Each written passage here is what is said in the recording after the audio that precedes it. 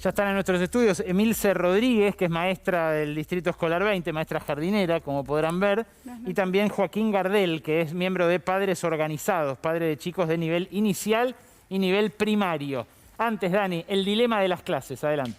Sí, le dijimos el dilema de las clases o el dilema de las escuelas porque claramente un dilema es una situación complicada en la que hay por lo menos dos posturas diferentes y las dos tienen algo de validez. Y esto es lo que pasa con el tema de la presencialidad y las clases. Un problema que se da a nivel global y lo que vamos a ver ahora para empezar son las cifras a nivel global.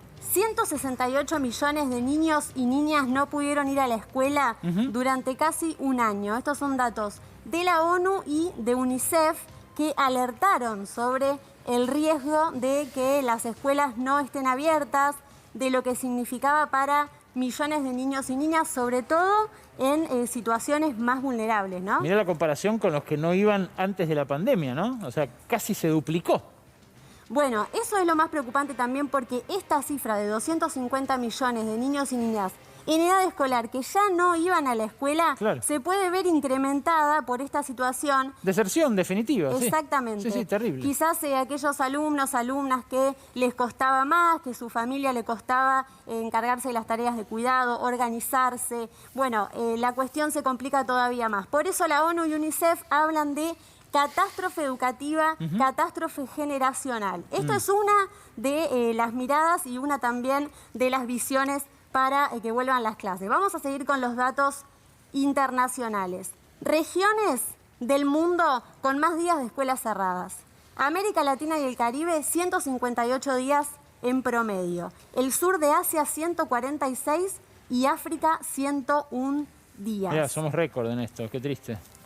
Exactamente, estamos en el primer lugar a nivel internacional. Vamos a escuchar ahora lo que decía el ministro de Educación, Nicolás Trota, que estuvo hablando en las últimas horas sobre esta posibilidad y ante el pedido de muchos gremios por el cierre de las escuelas.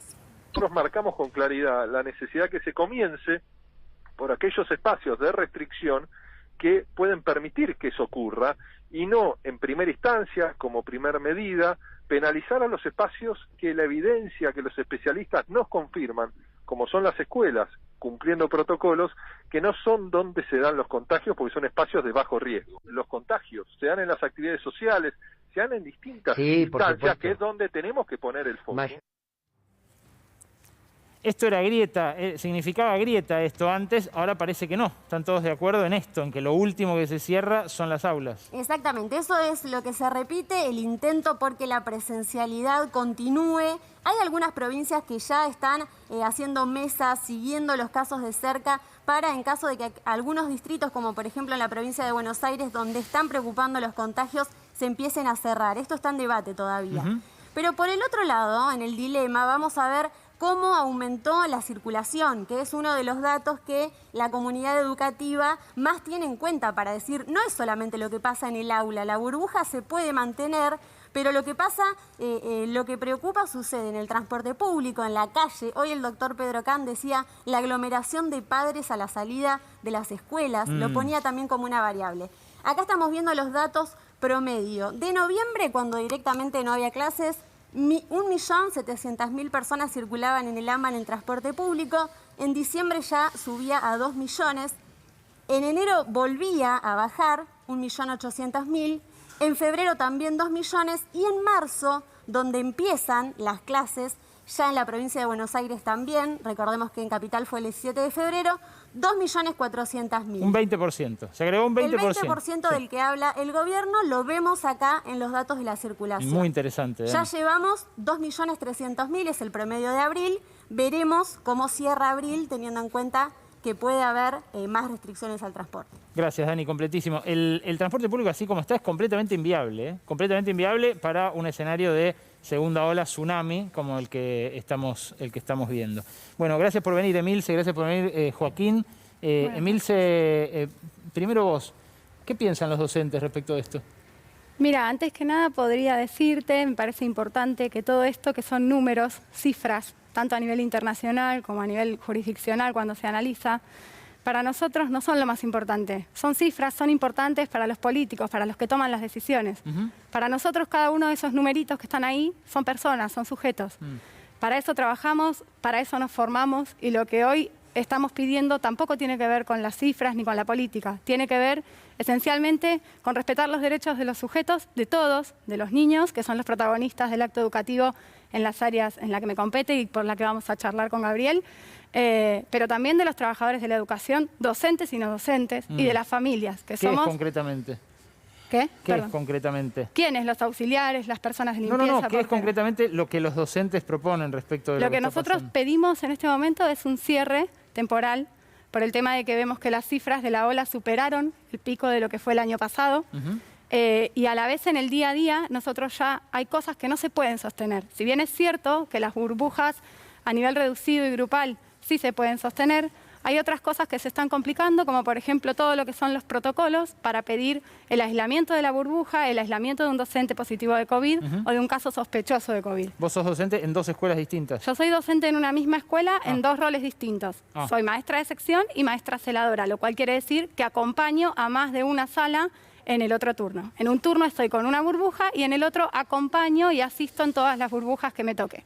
Joaquín, gracias por venir, buenas noches. Buenas noches, ¿cómo estás? Ustedes se agruparon como padres organizados y ¿qué reclaman?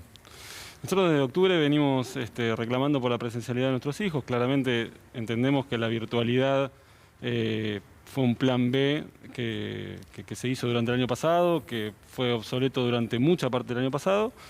Y claramente buscamos la presencialidad, se logró a medias porque no hay presencialidad en todo el país. No hay presencialidad incluso en la provincia de Buenos Aires, está el 40% de los chicos en el aula, digamos, todos los días, 3, 4 horas. Y en otras jurisdicciones, en otros distritos es mucho menor, o sea, en Santa Fe y bueno, ni hablar Santa Cruz, otras provincias que Formosa incluso, bueno, Clorinda, Formosa, que no tienen la presencialidad que nuestros hijos tienen aquí, ¿no? Y en el sentido de lo que hablaba recién ella, digamos, la evidencia científica creo que ya marca desde hace rato, hace muchos meses, que las escuelas no son impulsadores de contagios. Con eso digo, me parece que estamos en acuerdo. Y con respecto a lo que veía en el informe y demás, con respecto al tema de los traslados, yo creo que eso son medidas que tiene que tomar el traslado, digo, el transporte. Sí. Son creo que medidas que tiene que el gobierno ver, digamos, ¿no? El ministro de Transporte, ver cómo podemos mejorar eso. Pero vos decís que incluso con los casos que hubo hoy, 27.000 casos, las puertas de las escuelas tienen que abrirse más de lo que están abiertas hoy.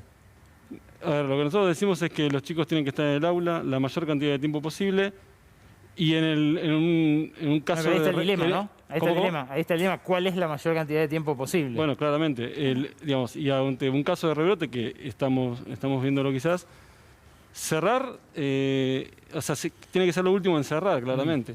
Emilce. Ahora, ¿cuánto va a cerrar? Eso es algo que debería que también decirlo el gobierno en su momento, ¿no? Emilce, pueden Bien. interactuar, pueden discutir. Sí, no, mira, yo en principio no sé si estoy de acuerdo en que las pruebas científicas ya están como comprobadas y todos estamos compartiendo lo que dicen. En principio a mí me toca estar en la escuela todos los días y contactarme a través del celular y de las redes con un montón de docentes que están en distintos distritos. Siempre te voy a hablar de la Ciudad Autónoma de Buenos Aires porque es donde a mí me toca trabajar.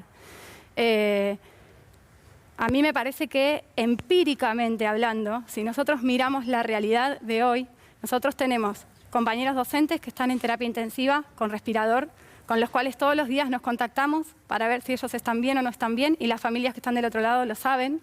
También hacemos un acompañamiento a esas familias porque la verdad es que el Estado está bastante colapsado. Además tenemos todos los días situaciones en todas las instituciones y en cada una de las salas, de cada una de las secciones, por más que sea una burbuja o 2 o 3, ¿sí? Nosotros tenemos todos los días un caso de un niño con síntomas o de una familia de un niño con síntomas o de alguien docente o portero auxiliar, digamos, que también presenta síntomas. Con lo cual, todo eso lleva a una sobrecarga que además es entendible que las familias no la conozcan porque las familias viven la otra parte de la escuela, que es la necesidad de que el chico esté adentro de la escuela.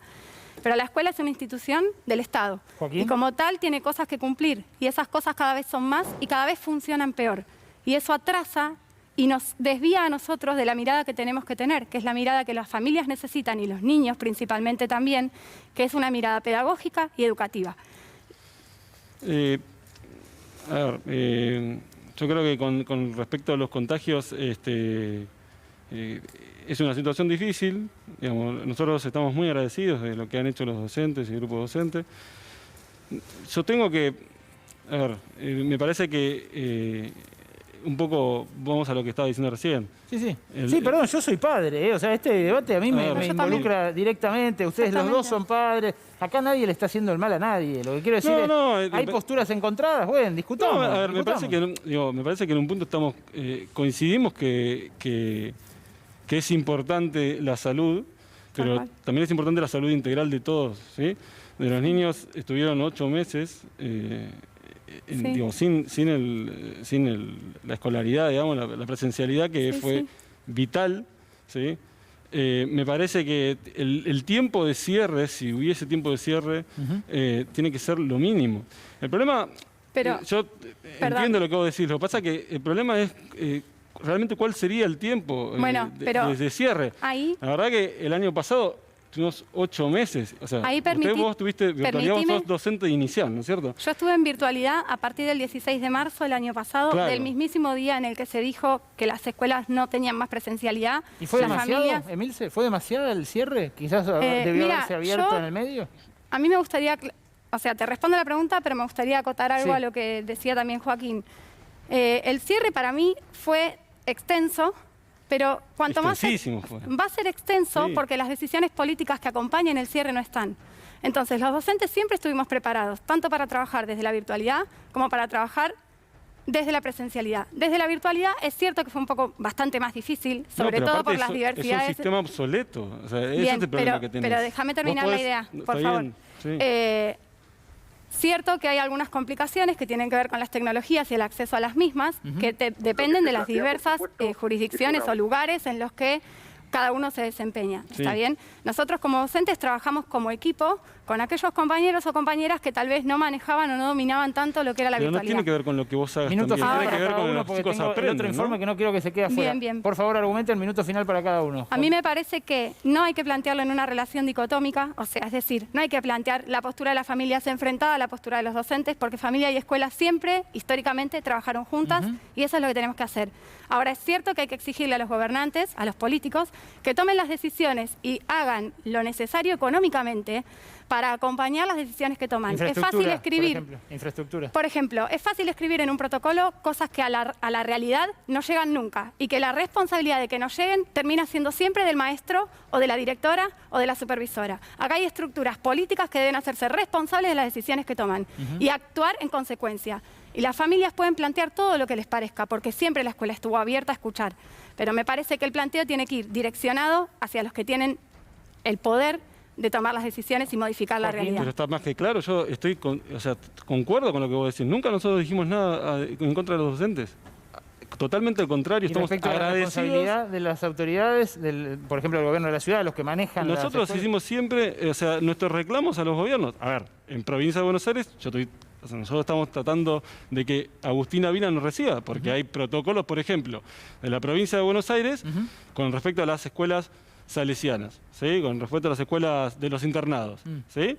Los chicos en la ruralidad no pueden ir porque viven a 200 kilómetros. Entonces, nosotros reclamamos a los que tenemos que reclamar. Todos pedimos que nos escuchen y la verdad es que salen a decir que nos escuchan y no nos escuchan. Emilce, Joaquín, gracias por venir a Brotes Verdes. Por favor.